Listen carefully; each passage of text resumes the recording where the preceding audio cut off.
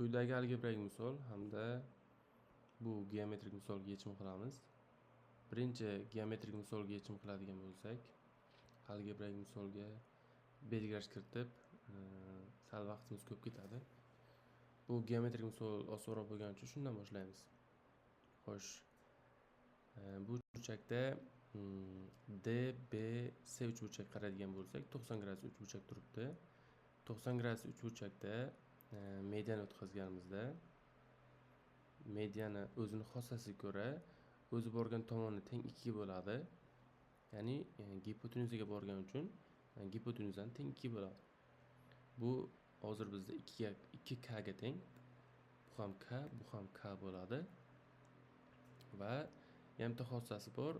Mediani o'tgandan keyin shu mediani o'zi borgan tomoni teng 2 bo'ladi. Bundan tashqari o'zi ajratgan kesmaga teng bo'ladi. Bu faqat 90 gradus uchburchakda, to'g'ri burchakli uchburchakda teng bo'ladi. Buni isboti ham oson. Medianani topish formulasi bor. Shu medianani topish formulasiga Pifagor teoremasini qo'ysak, a kvadrat plus b kvadrat c kvadrat tengligiga qo'ysak, bu osongina kelib chiqadi. Xo'sh, endi mana bu uchburchakka qaraydigan bo'lsak. Bu uchburchakka qarasak teng yo'lli, chunki k ga teng. Teng yo'lli uchburchakda asosidagi burchaklar teng bo'ladi. Ya'ni bu 80 bo'lgandan keyin bu ham 80 bo'ladi. Bu umumiy 90 edi. Bu endi 10 bo'lishi kerak. Shunda yig'indisi 90 bo'ladi. Endi bu uchburchakka qaraydigan bo'lsak, bu ham k, bu ham k. Shunda mana bu uchburchakga gap ketyapti. k, bu ham asosidagi burchaklar teng bo'ladi. Bundan bu ham 10 gradus ekanligi kelib chiqadi. Endi mana burchak topsak, buni qanaqadir fi burchak desak, bu uchburchak ikkita ichki burchaklar yig'indisi bitta tashqi burchagiga teng bo'lardi. Ya'ni fi bu yerda 10 plus 10, ya'ni 20 gradus. Shuni o'chirib 20 yozib qo'yaylik.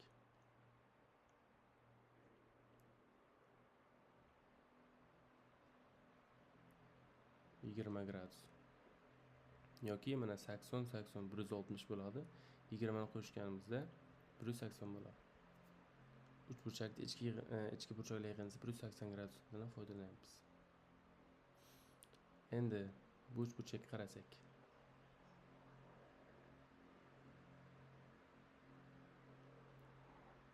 Bu uchburchakka qarasak yana k. Ya'ni yana teng yo'lli uchburchak paydo bo'lyapti. Teng yo'lli uchburchakda yana o'sha gap, asosidagi burchaklar teng bo'ladi. Bu 20 gradus bo'lgandan keyin bu ham 20 gradus bo'ladi. Shunda mana buni hisoblasak, 20 plus 20 plus 80 plus alfa teng 180 gradus. Ya'ni mana bu a, mana bu qanaqadir m bo'lsa, a, m, c uchburchak ichki burchaklar yig'indisidan foydalanyapmiz. 20 80 plus alfa. Shu 180 gradus teng bo'lishi kerak. Alfani topadigan bo'lsak 60 graduslik kelib chiqadi. Xo'sh. Algebrik misolga qaytsak. Bu misolda 6, 8, 10 sonlari, Pifagor sonlari belgilash kiritamiz. Shu Pifagor sonlari bo'lgani uchun belgilashimiz sal osonroq kechadi. Xo'sh. A deb 6 ni, B deb 8 ni, C deb 10 ni belgilash kiritsak, shunda A kvadrat plus B kvadrat tenglik C kvadrat tenglik o'rinli bo'ladi. Ya'ni 36 plus 64 tenglik 100. Tenglik o'rinli bo'ladi. Endi shu belgilash kiritganlarimizni ildizni ichiga yozsak. Avval soddalashtirib olaylik, keyin ildizdan chiqaramiz. Xo'sh. A ni 8-inchisi plus B ni 8-inchisi plus mana bu 10 ni 8-inchisini 100 ni 4-inchisi desak bo'ladi. Daraja xossasiga ko'ra. 100 ni esa a kvadrat plus b kvadrat desak bo'ladi. 36 plus 64 yani.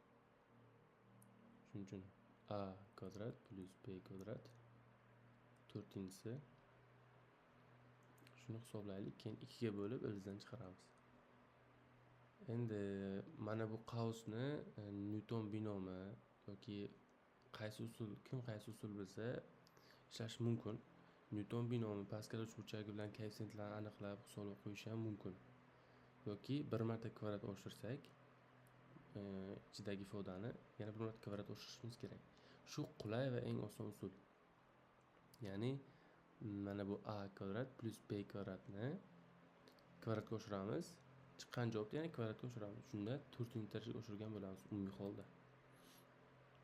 Shunda a ni 8-si plus b ni 8-si plus a ni 4-si plus b ni 4-si plus 2a kvadrat b kvadrat. Buni ko'radi. Endi shu joyda bitta formulani eslab ketaylik. A plus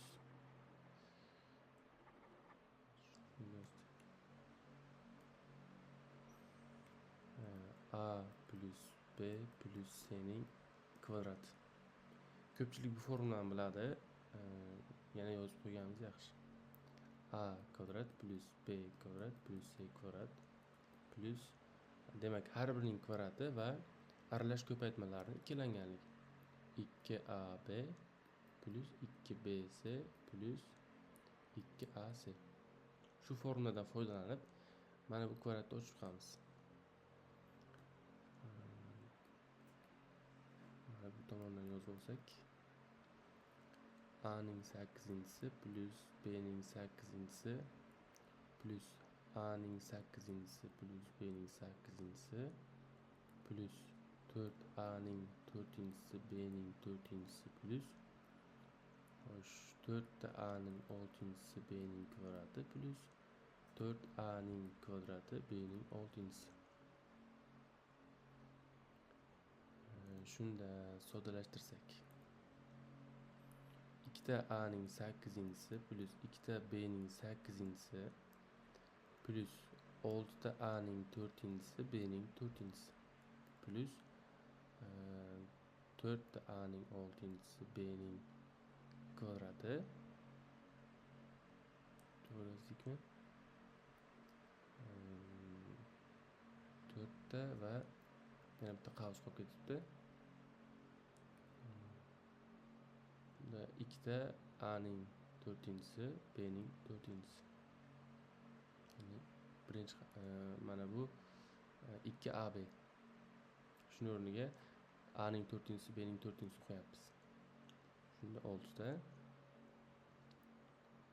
plus 4a ning kvadrati b ning 4-si.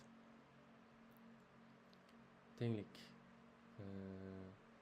Yo'q, buni ildiz ichiga olib qo'ysak, ildiz ostida birdan 2 ni chiqaramiz. 2 ni qisqartirish uchun a ning 8-si plus b ning 8-si plus 3ta a ning 4-si b ning 4-si plus 2ta a ning 6-si b ning kvadrati plus 2ta a ning kvadrati b ning 6-si.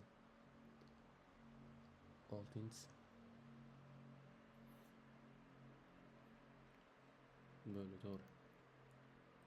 2 chiqardik. Bo'lingan 2 bor edi.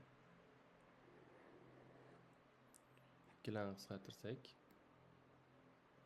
ildiz ichida a ning 8-si plus b ning 8-si plus buni birdaniga 3ta va bitta deb hisoblasak, 2ta va bitta deb hisoblasak, 2ta a ning 4-si b ning 4-si plus 2a ning 6-si b ning kvadrati plus 2a ning kvadrati b ning 6-si va plus bundan bitta qolgan edi.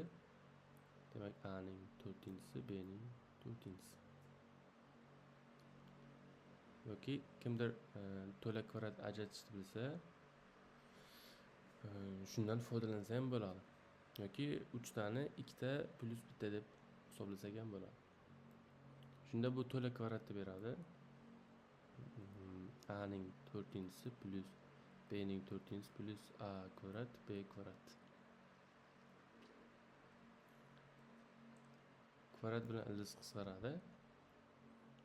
Mana bu A, B sonlar musbat sonlar bo'lgani uchun hech qanaqa bizga aniqlanish sohalari kerak emas. Shunda A ning 4-si plus B ning 4-si plus A kvadrat B kvadrat. Sonlarni o'rniga olib kelib qo'yib hisoblasak bo'ladi yoki bundan ham osonroq yo'li yana bir marta to'la kvadrat aytamiz. Ya'ni A plus A kvadrat plus B kvadratning kvadrati desak, shunda minus A kvadrat B kvadrat hosil bo'ladi. Bundan ikkita chiqadi.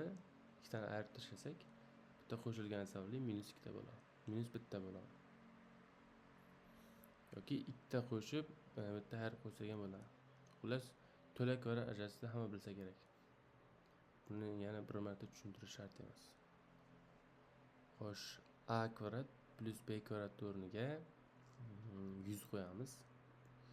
100 ni kvadrati minus A kvadrat B kvadrat bu 36 bilan yoki o'rniga qo'ysak mana 6 ko'paytirilgan 8 ning kvadrati bo'ladi. Bu 48 ning kvadrati degani. Endi bu A minus B plus B formula qo'ysak, kvadratlar ayirmasiga ayirsak 52 qo'ysak 148. Shuni ko'paytiramiz. 148 52 16 9 2 40 4 2 7 6 9 6 va 7 7696 7696. Demak javob 7696 bo'lar ekan.